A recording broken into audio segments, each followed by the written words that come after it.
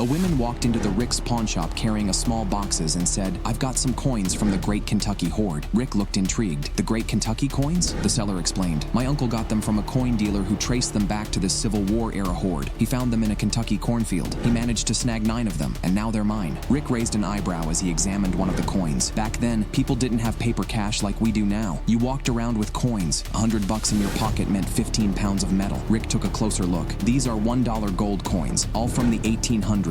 Minted in Philadelphia, and they're graded. Some of these are mint state. That means never circulated. Amazing condition. The seller nodded. "I was hoping to get $18,000 for the set." Rick whistled. "That's a solid number. I'll be honest, I haven't heard of this particular hoard, but I know someone who might. He's an expert in American coins, and he's from Kentucky." A few minutes later, the expert walked in and immediately lit up. "Oh, I know these. This hoard was one of the coolest discoveries I've ever worked on. 700 to 800 gold coins found buried in a cornfield." Rick asked, "Any idea why they were out there?" The expert explained. 1863 Civil War chaos. Kentucky was caught in the middle. Banks were being burned down. People buried their savings to protect them, and some never made it back. Rick said, "So these were just lost?" "Probably. Whoever buried them might have been killed or fled. What you've got here are pretty common dates. 1861, 62, 55. But because they're tied to the Great Kentucky Hoard, they're incredibly sought after. The story adds huge value." Rick asked the obvious question. "What are they worth?" The expert smiled. "With today's market and the hype around this hoard, easily $1,000 each." After the expert left, Rick turned to the seller. "All right, I know they go for $1,000 apiece, but I still need to make something. I'll offer you $7,000. The seller hesitated. "They're pretty hot right now." Rick bumped it up. "Okay, $7,300. That's the best I can do," the seller countered with. "How about $8,000? Rick shook his head. $7,400. That's my max." After a moment of consideration, the seller agreed. Rick grinned. "Awesome, let's get you paid."